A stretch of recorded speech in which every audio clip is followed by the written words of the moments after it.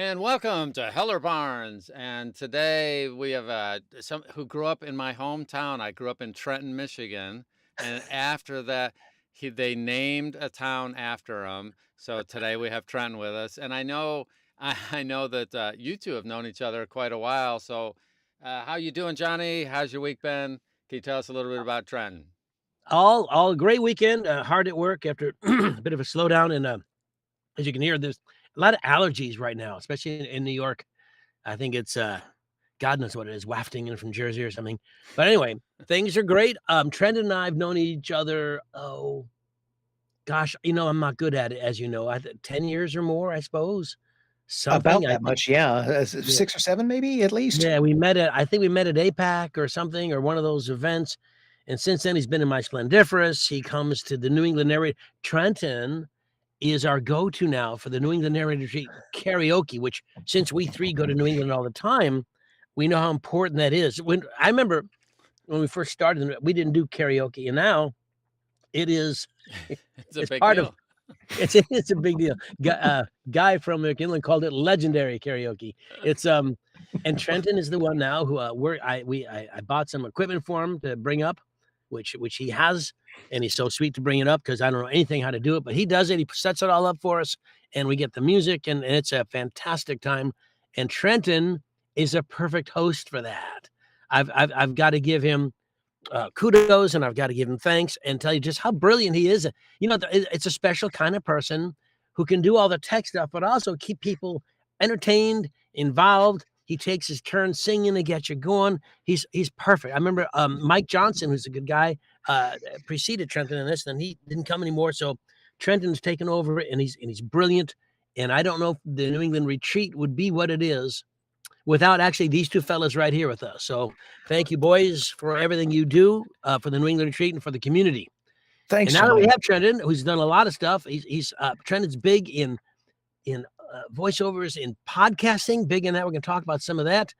And the shirt he's wearing, punch and rolling in the deep.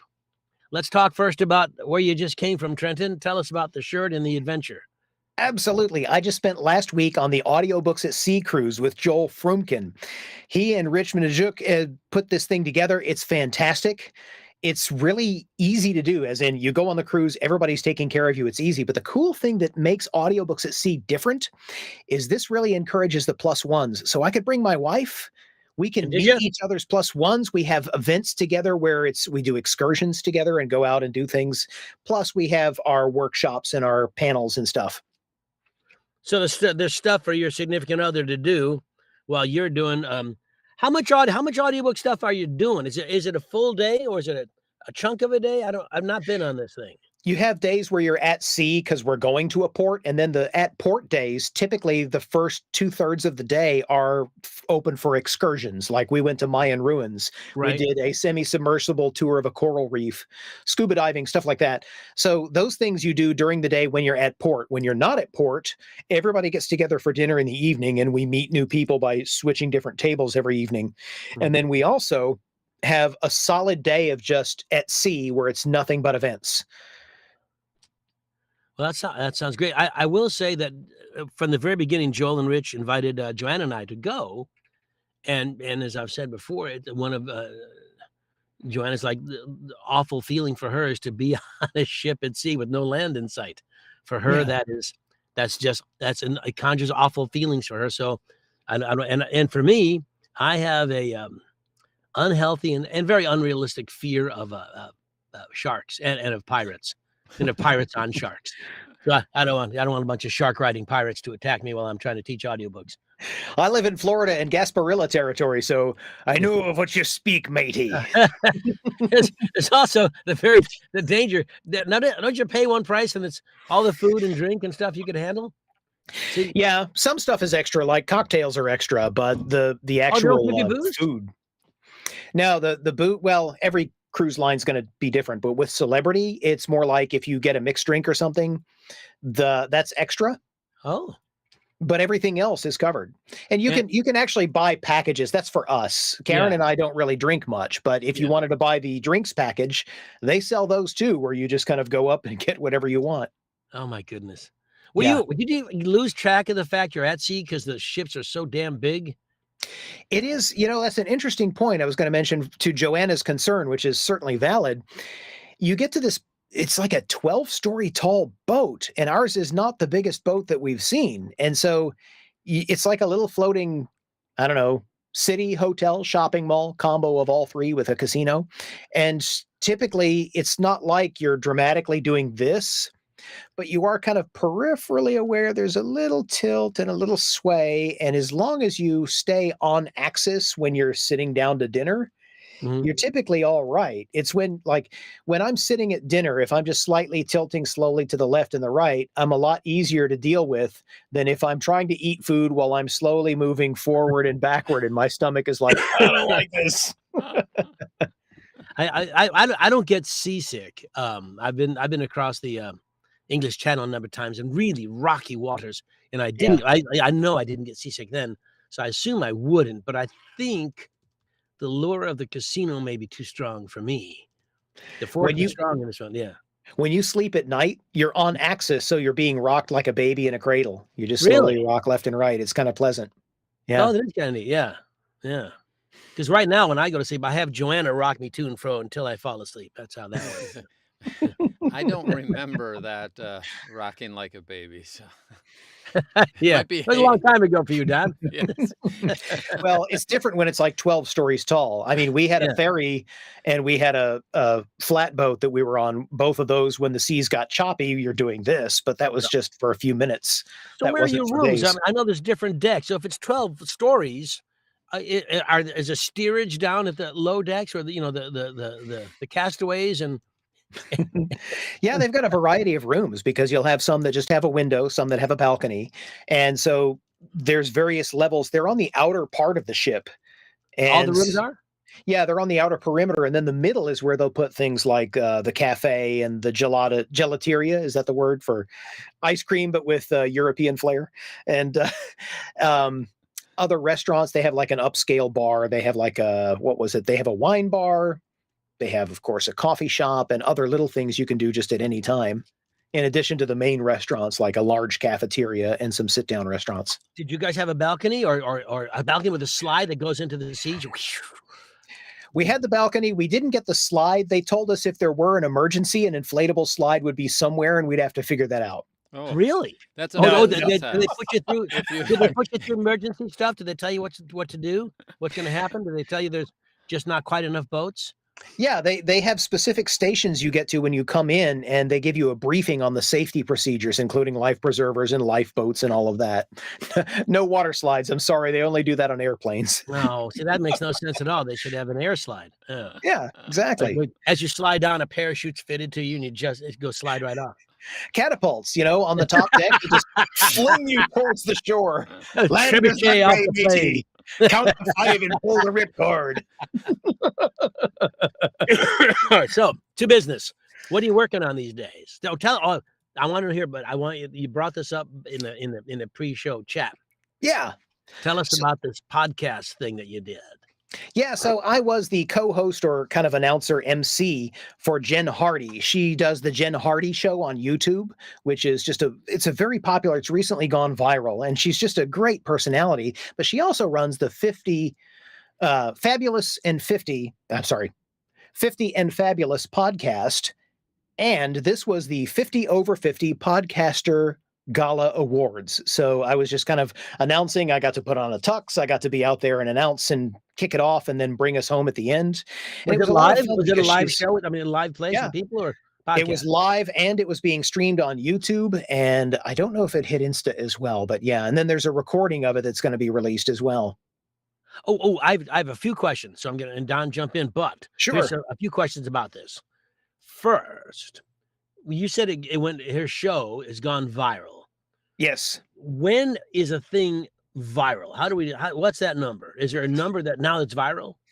For the YouTube show, there are certain thresholds, and she hit the threshold, and I apologize if I can't remember if it was 1 million views or 1 million subscribers, but when she hits that and YouTube assigns someone to reach out and work with you, you have the choice of now doing what YouTube recommends to help blow that career up and really go big. But that's pretty much the hallmark of when you've really come full circle, is when you've managed to trend just enough that YouTube says, hey, We think there's something here. We're going to go ahead and work with you to see if we can help you grow it. Well, because Don and I get notes from YouTube asking us just to stop. Yeah. Yeah. We've I had always call enough. that the Michael Jordan effect. You get to a certain stage in a career, and then they give you free shoes. It's like that guy made so much money. He could have bought Yeah. the factories and the countries producing the shoes, and yet they were giving him. But that's just the way that cycle goes. If you're a certain amount of success, you get more of it because of what you've already done. Don and I started this thing in hopes of free shoes. That Yeah. was the whole point of this thing. Free shoes and a chance to be famous influencers. Yeah. Well, And that's so the my other other question. I question guess is- if they're asking you to stop, they just kind of want you to dial it back so you don't make everybody else look bad. Yeah, hush up. So then they also want us. Here's something else. It's okay. Now you said, and this is just me not knowing because it makes no sense. Oh. I know it's Instagram, but since it's Instagram. It's 3 syllables. We call it Insta. Why don't we just call it Gram? It's even shorter. If we're trying to save time, I mean, what's the point? Well, if Grandma's in the room, she's going to get confused and say, "Oh, hi, honey. Yeah, she should. Well, that's all Give me right. a sandwich." Hey, use what you're given. Improv, baby. So you have your own podcast show for a long time, right? Yes, I am on year 8 with my close friend Steve Atkins, and we are Classic Rock Battles, the Limey and the Yank. Me and a Brit mock argue about whose rock and roll is better, and we have so much fun doing it. Is it weekly?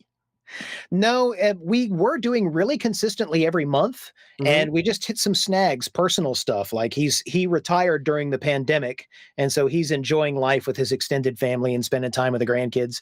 I had a lot of different stuff happen when I started going to conventions, and work just flew through the roof. So we're trying to get an episode together maybe in May. We're going to do one about the trend we hear about copycats, where you've got songs that deliberately lift from the 80s, but they're a new song, that kind of stuff. Oh, yeah. Well, there's a lot of that. So you do lots of, and also, what are you working on audiobooks these days? I just finished a biography that comes out at the end of April, and I can't say what it is yet. I also just finished a military adventure. I think it's book 5 of this series that Navy folks really love, because it's written by a former Navy SEAL who was on a nuclear sub for 12 years and who writes fictional stories based on actual, like, classified stuff that's not as classified now. So those in the know were like, I love that these stories are about this thing we couldn't talk about. Yeah. And he really loves to build I just did this submarine action sequence that made me realize this whole thing is far more exciting than even Tom Clancy could make it. And I was like, that battle scene was awesome. Wow. That's the idea of going to sea in a submarine is just not. I'd rather go on Joel's boat, I think. Exactly. There's so much going on, and it's interesting because I got the impression doing these books that there's just an entire different political sphere down there where, the US knows the Russian subs are here, the Chinese subs are here, the Taiwanese subs are here. Each of them is doing different things. Each of them is trying to spy on the other or work out some sort of a deal, whatever. But there's also kind of a common code of conduct. Like if a sub is ailing, another country might go to help them, even though they may have to go the diplomatic route to do so. Yeah. It was fascinating. And by the way, for those of you watching this, I've noticed that I froze a second ago. That may happen a few times. That may happen to any one of us. So it's just the way it is. So don't worry. No one's being attacked. I'm in Florida, so nobody freezes here. But yeah, I know you're in Florida. Poor baby. Yeah. We just burn here, so all right. Well, LA, Florida. No, you're Southern Florida, right? Central, right near Tampa. Oh, near Tampa. Okay, yeah. I have family in St. Pete Beach. Lovely. I used to live in St. Pete. That's where my co-host lives. I love that city. I lived in St. Pete Beach for a little bit between high school and college, and we spent all our summers there. My family's very British. My mother's British, so there's a big Brit community down there. I'm pretty sure you probably ate at my co-host's pizza place then. It was a Beatles-themed pizza place that he ran in the 70s and 80s. I don't recall that. If he didn't serve roast beef and Yorkshire pudding on his pizza, I don't think I was there. Yeah. He might have. He's from Manchester. Oh, well, he might. I just, who knows? It's too far. Yeah, I can't remember yesterday, let alone the 80s. So you just now tell us how you got started, Trenton. Your hands in a lot of pies. So pick a pie and tell us about it. Well, I had been doing corporate narration just as part of my tech job, and I decided to get some proper equipment and do this myself because they weren't hiring me as that position, but I wanted to be good at it. And I came across a microphone review that had David H. Lawrence the 17th on it, and he was talking about setting up a course. And so I reached out to him, and I love to tell this story because, like everybody else in the VO community, he's a very generous man. I don't Yeah. know how he does it with the time because he also has his fingers in a lot of pies. He got on a phone call with me, and at the end of the call, I figured he'd be saying, "Okay, just write me a check and we'll make you a star." And no, it wasn't like that at all. He was like, "Okay, sounds to me like you need acting lessons. Go get some acting lessons and then reach out to me when you're ready." And I'm like, "Oh, wow." Yeah. So I did a little bit of community theater, and then we moved away from Kentucky to be closer to my parents in Florida. And when I came down to Florida, I still started doing a couple of little things, but I couldn't get like into community theater because I just didn't have time. But I took his course, the ACX Audiobook Masterclass. It's a 5-week course with him and Dan O'Day. And before that course was done, because they make you set up a profile, get the others to vet it, peer reviewed, and then start putting out auditions and learning, I had landed 2 audiobooks and was already about to start work on a third before those 5 weeks were up. And I'm like, this is fantastic. Because I grew up, or I'm sorry, my kid grew up, I grew up reading a lot. And I even like to listen to little books and records and read along. But my kid, I spent a lot of time reading to them, reading them stories and doing voices and things. And so it was just a natural fit because I love reading anyway. I'm a voracious reader. Long story short, after ACX, I had a publisher reach out to me. I made contacts with authors and another indie publisher, and I just started getting a wide variety of work. But I've started to settle in the last couple of years to mostly science fiction and romance and military adventure. Nice. Who do you find yourself? Are you working for indie authors, big houses? What do you find? Or everything? Where's your Everything? budget? Yes. I haven't worked with the majors like Prentice Hall or Macmillan yet, but the close seconds. I've been fortunate enough to work for Tantor and Dion. They're fantastic. I've been Yeah. working with Jock at the Audio Flow. They're wonderful. I've been doing multicast and duets. That's been fun. So I really enjoy the different people that I've met. The fact that the work comes and goes is okay because everybody's a new experience. It's a new project. I just did one for Spotify. That was really Yeah. cool. Yeah, I'm quite fond of Spotify these days. Now, Well, and now also, is that because the relationship you built with Rin over at the New England retreat? I think it was a combination of that and the podcast because it was a musical themed title. Oh, So you did one of the sh- music books? What'd you do? Yeah. Well, I can't say yet. April You can't? 29th. There's no DNA. I was asked not to mention it until it comes out. Really? I did ask. I said, "Hey, how can I promote this? Because I will do other stuff." And it wasn't Rin who said no, but it was my contact who was supposed to handle the production. Who Let was me like, let me tell the kids at home what happened was Spotify had a series of books that they farmed out to the secondary publishing group, and so they had like for example, I did a Johnny Cash. It's not about Johnny Cash. It's about an album. And I yeah, did a Johnny Cash and Elvis in Memphis. I did Elvis and Cash, 2 different books, but it's about the specific album. Joanna did Depeche Mode. I forgot what album it was, but so maybe I don't know what album you did, but is yours an album more than a group? you're correct. It is the Yeah. 33 and a third series. And apparently that's a 33 pretty popular series. So it is about an album. Yeah. And I don't know about yours, but mine was very kind of highbrow and written in a rock critic kind of way where it was just they all analyzing do. everything. I Yeah, love they're that. fascinating. And they have a whole bunch of topics. 33 and a third, so that's the speed. And then the books are anywhere from 3 to 5 hours, depending. And they're really they take each song and discuss how it came to be and who was on it. It's for musical historians and people like that. It's fascinating, and it's a really interesting look at the artist itself. So I know there's a bunch of artists. I know a lot of actors got work on this, so it was nice and very interesting. But I hope they didn't ask me not to say anything because I've been yapping about it since it started. I loved it. It was so much fun. I can sign a DNR, but not a DNA. I can't do it. Yeah. So Trent, Keith asked, what are some of your favorite audiobook genres to narrate? So I know what you said you're currently doing. What if you could only pick one or two, where would you go? I really love science fiction, and in particular, I love hard science fiction, partly because I grew up reading a wide range, space opera, sci-fi, etc. But I fell in love with like the Larry Nivens, the Isaac Asimovs, the Arthur C. Clarkes. And I have a thing for prep. I love to do complex titles where I do elaborate prep and I've got everything lined up and it's all neat. And I can do things like talk about lanthanum decahydride. So that's kind of my number one fave. And then second to that, I love doing comedy. I don't get a lot of that. I'm doing a rom-com thriller series that's kind of fun because it's intense but also light-hearted, which is weird. So I do love doing comedy. I did one years ago called June Cleaver, Sexual Deviant. And it's great.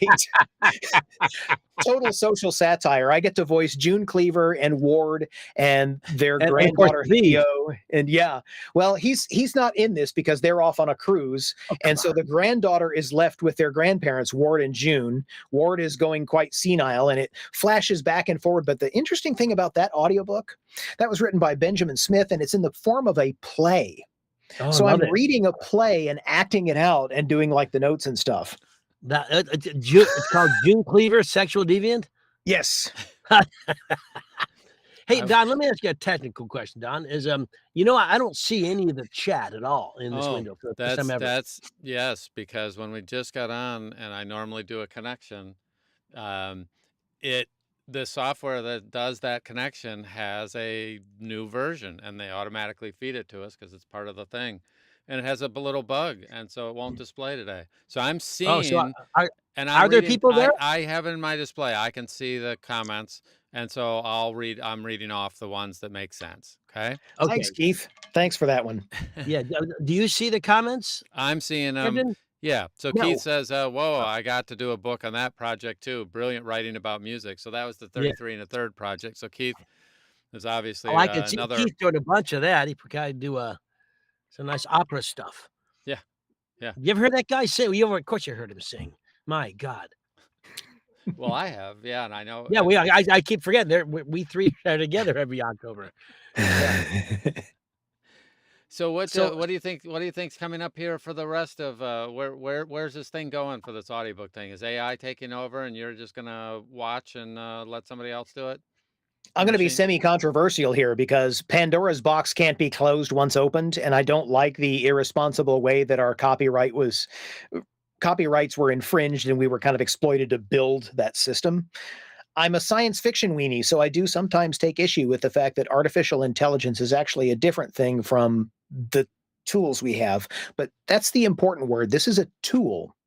We need to figure out how to use it. We need to figure out how to take ownership of it. I did a 3-part series with Matt Haynes on YouTube about this, where I broke down some of the key things that upset people about AI, but then we also tried to offer some solutions. And in the end, I'm going to be science fiction weenie and talk about Ray Kurzweil's The Singularity is Near. One of the key components in the stages he gets to the singularity, which you don't have to know all that, but the point is he looked into our future from 2005 and said agents are going to become a big deal. Agents being intelligent software that can be trained to do stuff and go do things for you, like submit your resume or schedule interviews and stuff like that. For us, if we have the ability to build our own voice model that we can train, and we can handle that for something like a 30-second spot, that could be a tool that we could use to help us as an assist, but it still all requires a human.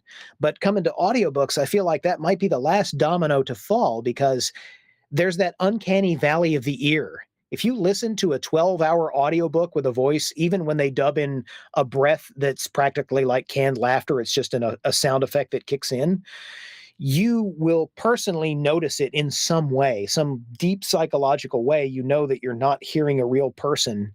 And I don't think 12 hours of that is really sustainable, no matter what happens with the models.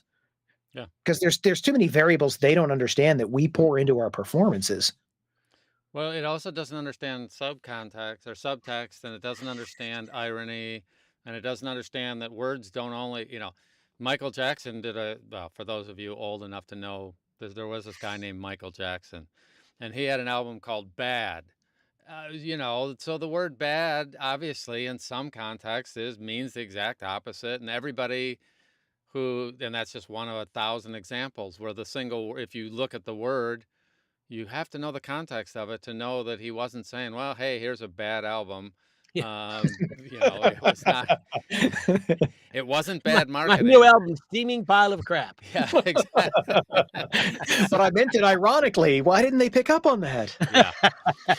But I do totally agree. In the background, I've been studying what's happening with the AI in terms of productivity and programming, coding. In an earlier life, in my 30s and 40s, I wrote code for a living for about a decade, and so I've been studying what these tools can do, and I've come to the conclusion they are the most amazing thing in the world, and they are the dumbest sack of rocks you could ever deal with, Yeah. all at the same time, and without a Yes. person there to micromanage them at points. I've just never seen anything that can go off a cliff faster. Yeah. So you kind of have this spectrum now. It's still, I think of it like the cell phones. You two will remember this. For my younger people, there was a day when texting meant you press the same key, AAA, to get the letter C. It's like, what? I mean, I never did that. you remember the phone that you had to each letter, you had the phone dial, and Like you the had to one was press. ABC, the two was DEF, etc. Oh, Yeah, that thing. Yeah. That's him. Yeah, yeah. yeah. Well, there was Okay. a time when cell phones used to use them and chat with people. Yeah. You'd call them on the phone and you'd have a conversation. Oh, yeah, Man, it's that's Who so crazy. does old that school. anymore? That's nuts. Yeah, yeah. Before my No, time. no, But with who would go have ahead. thought that chatting, though, the text messaging, would actually become a big deal when it was so hard in the beginning that I mean, I remember looking at it going, really? This is how we're going to communicate? Dot, dot, dot. Yeah, yeah, yeah. And then, of course, 2 years later, I got pretty good at it like everybody else. And then the smartphones come in. And today, what's terrible is that I can't think of a time during the day if I don't know where my phone is, I'm uncomfortable. It's Oh, in yeah, my the other day I pocket. went out all day and I forgot it at home. Did you really? Uh-huh. Nice. And you didn't die. Wow, okay, that's good. Good Yeah, to know. I couldn't care less. I do like it, like, when I go for my long walks, which I do, yeah, actually, I was with Joanna in the park, so but normally my walks, I have just me, I have my phone, and I listen to audiobooks. So my phone I use it as that. But when you think about the AI, and particularly for us, we actors, particularly voice actors, the genie is out of the box. It is there. And I know that if you say AI in a group of audiobook narrators, it's kind of like, inviting Satan to the Bible study. Yeah, people aren't all that pleased about it. The thing is, it exists, and we have to learn how to deal with it. You can't ignore it. Right. People ask me all the time, "Hey, is it going to mean you're out of work?" Well, I think, as you know, that one of my sayings, besides the one behind me, one of my sayings is "Don't suck." Well, if you suck at this, then yeah, AI can easily replace you because it's better than you. However, there are things AI will never do. I think never do. But the fact that it exists in certain ways, I'm not technically advanced enough to understand it, but AI can be a real asset in your business in terms of helping you with things you need to do that it can take care of, allowing you to do the acting. But in terms of acting, you're not going to give an Audi to Trenton's, MacBook Air. Yeah, exactly. That's not how it's going to work. But I think that to just be angry about it and to hate it, that's not the way. That's not how you're going to be able to deal with it, because it does exist. Things that exist, you have to deal with. Right. You just have to. And things that are going to come into existence, you have to deal with. You may not like them, but it's there. You need to find out how to build your career with the knowledge that AI exists. Can it be an asset or an enemy? Yes, it can be either. Depends how you handle it. Yep. I think. Well, There's a good example of that during the pandemic, by the way, where Bruce Willis was hired to do a commercial. I think it was for a Russian cell phone provider, and he wasn't able to travel because the pandemic hit. And as a result, they still did their commercial by creating a generated version of him, but they paid him for the right to use his likeness and voice into the right to generate it for the context of that commercial. That's For kind that of the way it specific needs to go. commercial, or now do they have that's the problem. If Yeah. I want to use Trenton's voice and I pay you for it and I do the project, here's another project that voice is good for. Now I have it.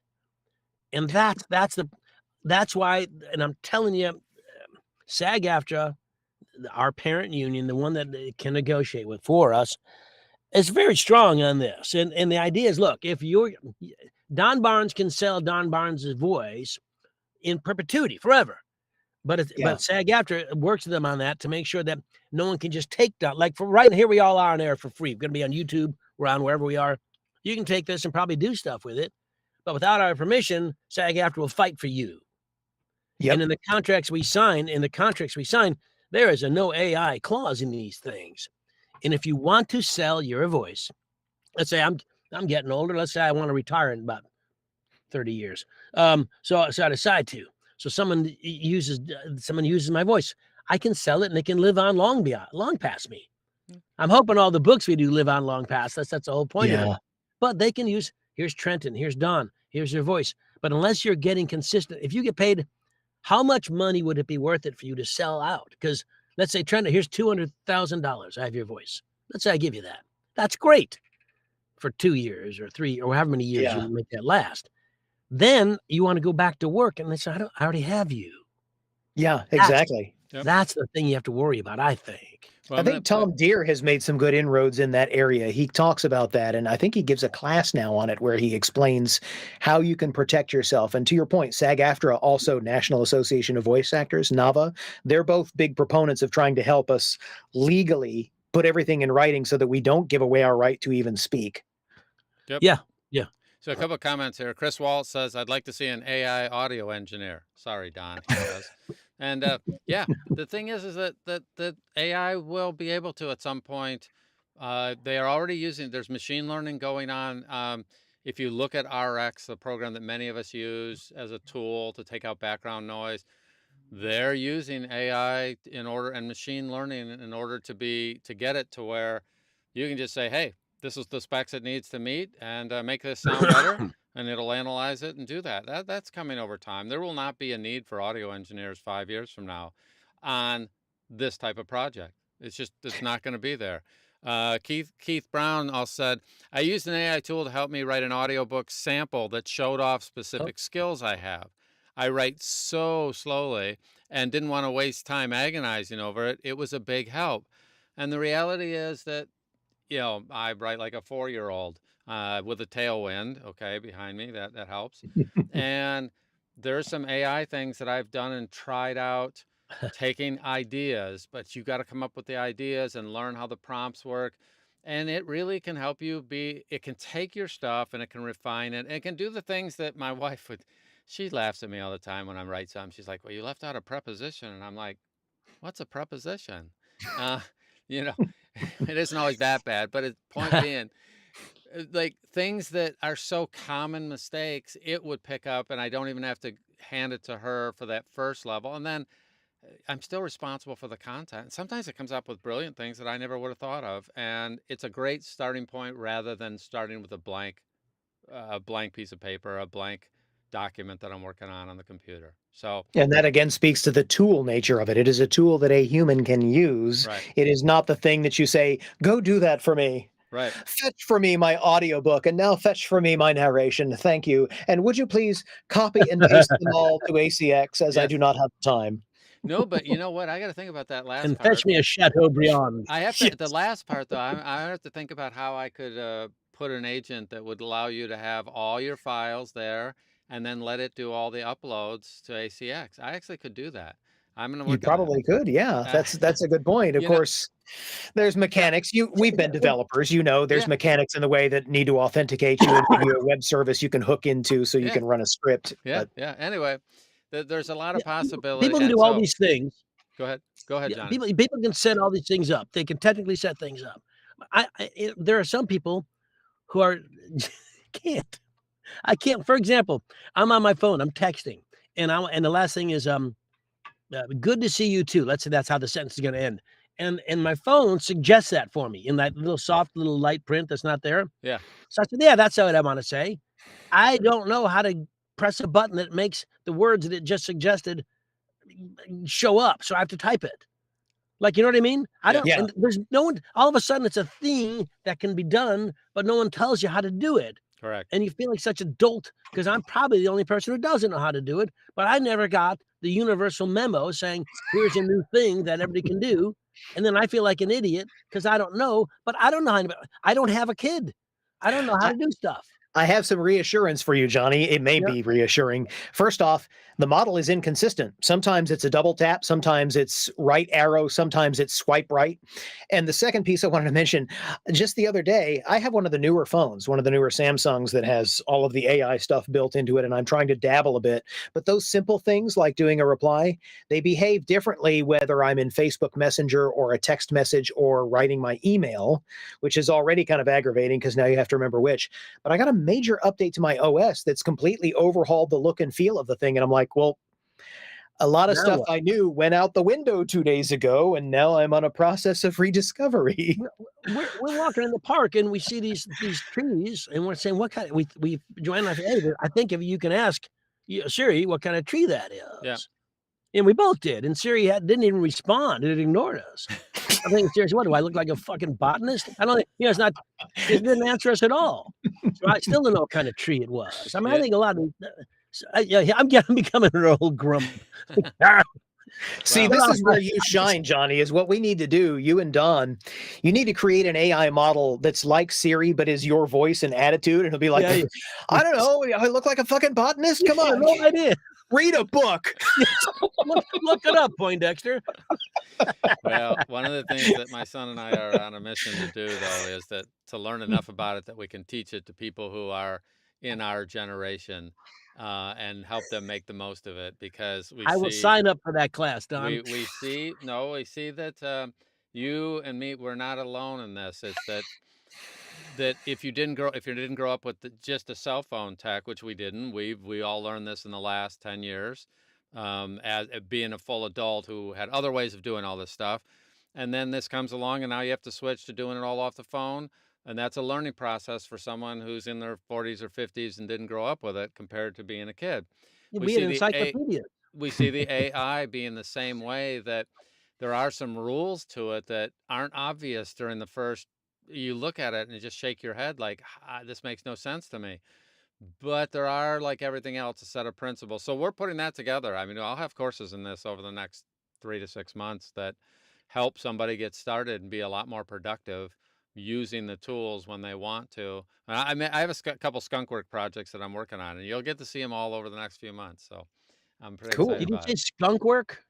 Yeah, that's, when the skunkworks, I'm out here in California. The skunkworks are where they develop the leading edge, the next generation of fighter jet will be developed out here. There's a place called Skunkworks. It used to be secret and classified. No, it's no longer, as far as well, not now. You brought it up on our show, for God's sakes. What were you thinking, man? Come on, that's privileged information. Yeah. So now, nobody listen to my submarine audiobooks, please. That's partially my house classified. gets bombed and I go off. No. Now the current administration, you're gonna become the new Secretary of Defense. Yeah. Well, yes, I am quite knowledgeable in cats and dogs. Anyway, so we talked earlier. Also, we'll go back to the either quick because I don't see the chat. Okay, yeah. Nope. Really. With your Keith asks, Trenton, with your love of prepping complex titles, I'll bet you'd be killer at sci-fi, lit RPG, and game lit. Those are sagas. Is that something you're going after?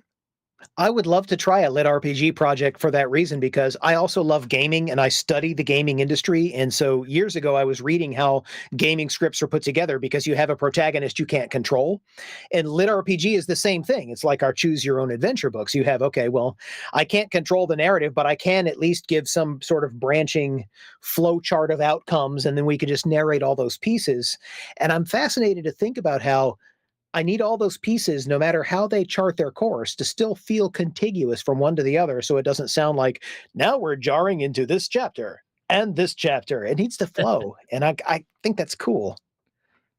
We talked earlier, again in the pre-show, about our various work schedules and how we have that set up. And now, of course, I can't remember exactly what you said, but I said save that. So what were we? Bring it back to me. Well, I know. Let me set it up there. So Yeah. one of the things we were talking about was there's this competition among narrators, and Johnny and I'll sit and we arm wrestle for this. So I always win that. Where we talk about who can narrate the biggest number of hours during a given day, like it's some contest, like it's an arm wrestling contest. And the three of us are kind of well, you guys tell me. Do you think I, as a new narrator, should Trenton, let's say you do 15 hours a day worth of narration, that's your finished stuff, that's what I should aspire to? I've got to get that. I got to match Trenton. Is that right? No, quite the opposite, Don. I actually learned this lesson because just to get to what Johnny was mentioning, I tell people that my Saturdays are my long haul days so that I don't have to I have a little more free time during the week. I'll typically work 12 hours ish on a Saturday. And what I do is I have this cadence of I'll record, then I'll produce, because some of my titles I have to do the production for. So that gives me a chance to use the voice, vocal rest, use the voice. And I had a time about, I think it was a year and a half ago, where I posted on Facebook and I said, hey, another great Saturday. I think I may get 4 hours of finished audio today. And the reaction from people were like, good God Almighty, are you crazy? And the truth was, Yes, I you got are. to the end of that day and I didn't make it. And I said, hey, this is a learning lesson. Be realistic in your goals. I've had 4-hour finished days. It's going to depend. Like the submarine series, I'm narrating a younger voice. And that seems to be easier for me. I can do a lot more of that. Whereas if I'm doing the science fiction series that I'm doing and I'm flipping in and out of a lot of different characters, some of whom aren't human, then yeah, maybe I'll get 2.5 if I'm lucky. But that shouldn't be your bar for measurement. Your bar should be, am I starting to suck enough that when people hear chapter 3 comes to a dramatic finish, chapter 4 is croaky and strange. Yeah. No, don't do that. Just walk away. Yeah, but you did that like that was your second week in the business that you started doing this 2.5 hours or 4 hours, right? No, the problem is I have OCD and I have a tendency to really just set unreasonable goals and then have to dial it back and manage them. And while I have had a couple of days where I get about 4 finished hours, it's because I've put in 12 plus hours. And so I don't like to do that as much, but typically I do put in 12 hours on Saturday. You shouldn't do that. You should look at your time and say, do I have family, loved ones, anyone I need to spend time with so that I can still be human and not come to resent voiceover because it is constantly goading me to work. You have a work-life balance just like anybody else. Yeah, the idea of spending 12 hours in a given day on any of this seems silly to me. Here's something we all have to remember, and I think we forget. We do have deadlines. Hit your deadlines.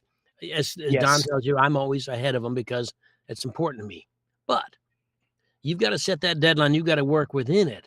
But a 12-hour day can't be part of it, your deal, because then you've made an unrealistic deadline. Because you can do that once in a while, but boy, you can't. In a 12-hour day, Trenton's 12-hour day doesn't mean he did 12 hours of audio. Right. He may have done Yeah. 3 hours of audio or 2 hours. And doesn't matter. You can't use what I do in a given day, what Don does, what Trenton does as your measuring stick. You're your own measuring stick. You have to be constantly, and as we've said 1,000 times, and I'll say it again, you have to self-direct. You have to know when you're in the moment and when you're falling out. Right. Yes. In a conversation, we're all talking, and also, okay, anyway, Trenton, and I'll talk to him through my yawn. It's rude, but we do it. It's like that. You can't do that in an audiobook. There are things that you can't do. And there are moments as we chat right now, Don may be thinking about, I wonder if Lisa made what she's making for dinner or what I'm making for whatever. He may be thinking that. Well, that means he's not paying attention to what Trenton and I may be saying. Those kinds of things, when they happen, you, the actor, have to recognize it, because it's this audiobook world, the acting world, is a different experience when you go to a studio, someone else's studio, and you have a director. And that's a whole different day than when it's just you in your space working. And you simply have to pay attention to yourself, to the story. And you've got to know when there are parts. I was talking to a student yesterday. The idea is that there are times when you'll be home and you'll watch something on television. And you say, you're going to go get up and you're going to make a sandwich or get something to drink or something because, yeah, you can hear it. You know what's going on. Suddenly a character, an actor will enter the scene and you can't move. You're stuck in place because they're brilliant, because they're riveting, because they're so in the moment, far more than the shitty actors you've been listening to for the last half hour. Suddenly someone's right there and you cannot tear yourself away. You can't make your sandwich. You can't get your drink. You can't do it because that actor has you, because the actor's in the moment. That's the actor you want to be. Yeah. Well, so go ahead, Trenton, and tell us, like, when you started out, were you doing a half hour a day and then you worked your way up? You started, maybe you were working an hour a day. As far as finished stuff, you were working 5 hours a day. And then, I mean, you've been doing this a long time now. So what was it like when you started? Well, first off, I want to again say my 1 12-hour day is a bargain I make with myself that says then that leaves me the rest of the week to just do what I feel like so that I can quickly disengage. And even the 12-hour day, if I'm going to do one of those, is going to be one where I'm going to give myself permission to go take lunch or say, you know what, my head's not in it. I'm going to go for a walk around the lake. It's fine. So I don't look at the hours anymore, which is what I had posted to social media. I was like, this was my learning lesson. But to answer more specifically, Don, when I first started out and I didn't understand these principles and I didn't have anybody telling me stop when you're not in it, I would just say, okay, can I get 30 minutes in now? Now I'm going to go downstairs and do something else. Okay, well, now I got to go do this other thing, but I'm going to get another hour in. And I just kept hitting it at random. And it didn't have that same flow that I mentioned earlier that I like to do because it's like saying, I'm going to have a conversation after I've been running on a treadmill. And then once I wind down from that, I'm going to wait and wake up the next morning and then immediately start talking. There's going to be two different voice patterns. It's going to be two different mental focus levels of engagement. And so when I get in here and I do the reading, I love it because I get lost in it and I lose track of time. And there are times I go to bed and go, I wanted to do one more chapter, but I need a good night's sleep. Right. And no one's going to want to listen to a chapter because I was tired, but I was excited. So just go to bed, come back, read it when you're better. So, yep. I mean, I do know some people are super, they start at 10 o'clock and they do from 10 to noon and then they do from 1 to 4. Johnny, is yours that? I can't remember. Is yours structured like that where you have a time? No? I don't have any structure at all. The only time there's any structure is if Joanna and I both need the booth, then we set up who gets to go when. In general, I tend to wake. I go to bed late and I wake up early, so I grab naps in the middle of the day. So I may go to bed at 2, but I'm usually up around 7 or something. So that's not a good enough sleep. So I grab more. But so I can work if I have a deadline, I work in the morning. I walk the dogs. I'd say around 10 till lunchtime. I do stuff, and then I do stuff again in the afternoon. But if Joanna needs the booth, then I'm much more. Then I specifically schedule time. I'll be in the booth from, noon till 4. You can have it 5 till 9 or something, because Joanna prefers and is better later.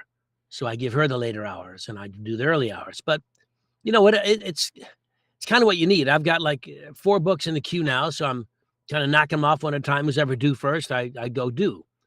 The book I'm doing now, I'm working hard. I don't know if I'm allowed to talk about it, but I'm working hard. I'm redoing some of it because I don't like the way some of it sounds. I'm going to redo some of it. Yeah.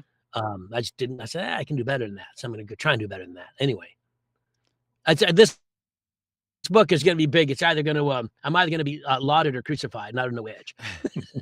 So, well, we'll get some people on both sides of that. Okay. Yeah, well, probably. Maybe you'll be laudified, and it'll be some combination. Yeah. Crucilauded. Yeah. And Stratton, are you so on your normal work day during the week where you have where you've given yourself more flexibility?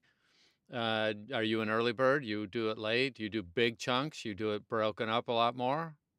I do it late. I tend to one rule I stick with is that my wife and I always have dinner every evening, and then I try to have lunch with her as often as I can.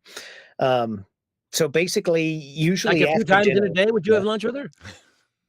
No, that's the other part of it, is because full disclosure here, just for those of you who don't know, I'm not shouting it from the rooftops, but I do tell people you need to have reasonable goals because I still have to work for corporate America about 50 hours a week.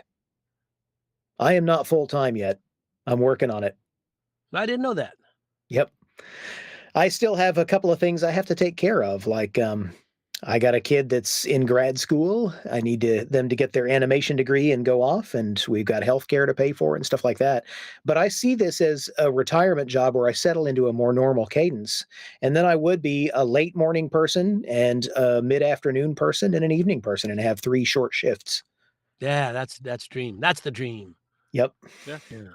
You fit a lot into your day. I had no idea. That's pretty remarkable because you also, I know that you're always, every event you seem to be at.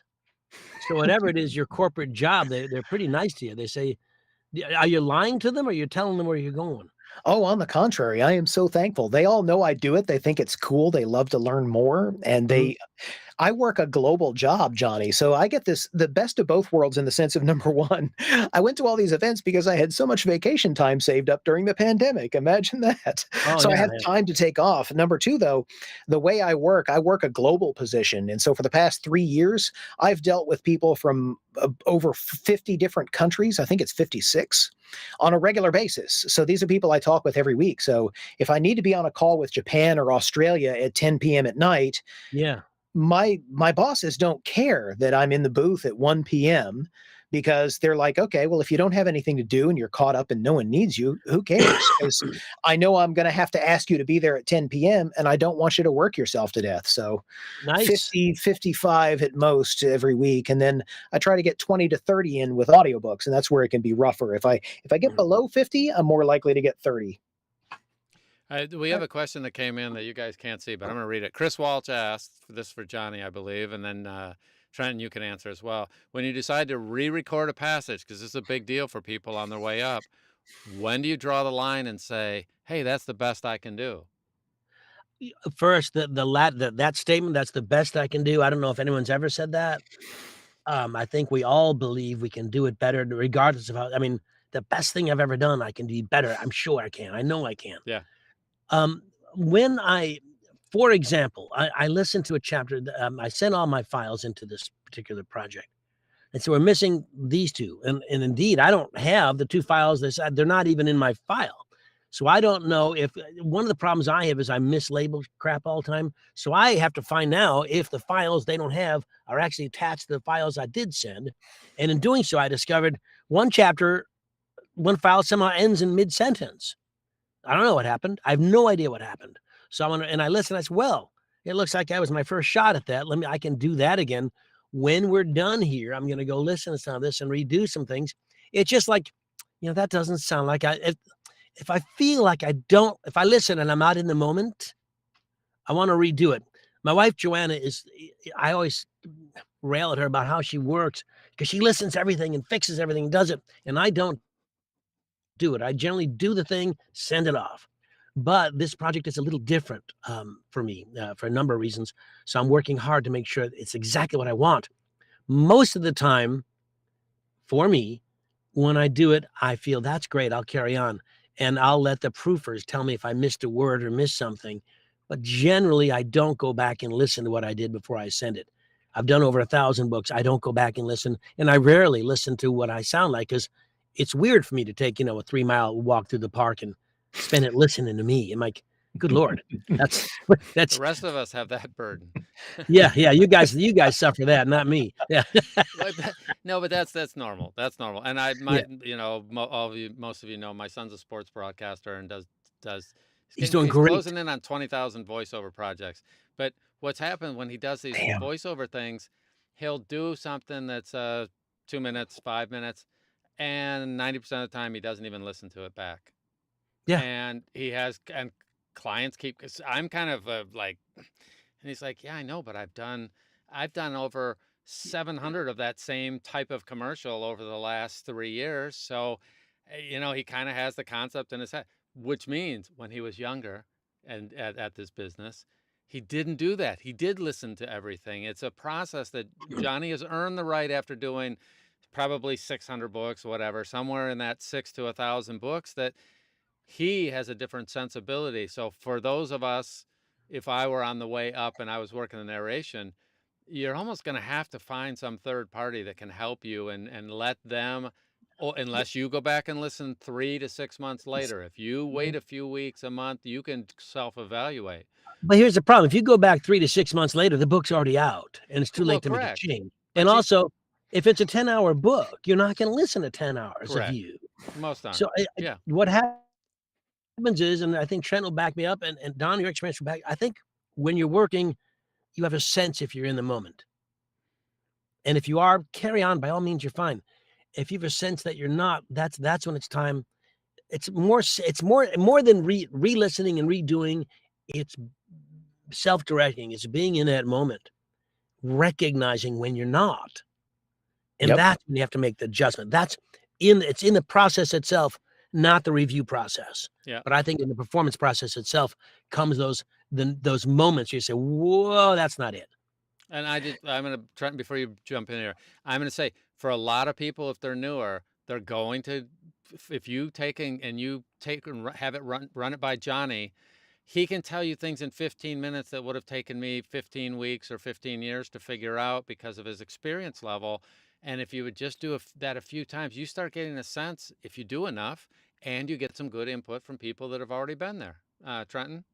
Exactly. Yes. I sit somewhere between Johnny and Joanna, probably closer to Joanna in that sense, because I have not done anywhere near as many audiobooks. But to Don's point, everything that I record, first off, I use in-ear monitoring because I want to hear how the mic is picking me up exactly. I don't do plosives as much as I used to, thank goodness. But, if I'm doing close play on the mic, I want to be able to hear how that's coming in. But the second piece is I play everything back because as I'm learning, I'll notice there may be little adjustments to timing. I'll be like, that pause is a little too long, or, oh, that ran together a little too much.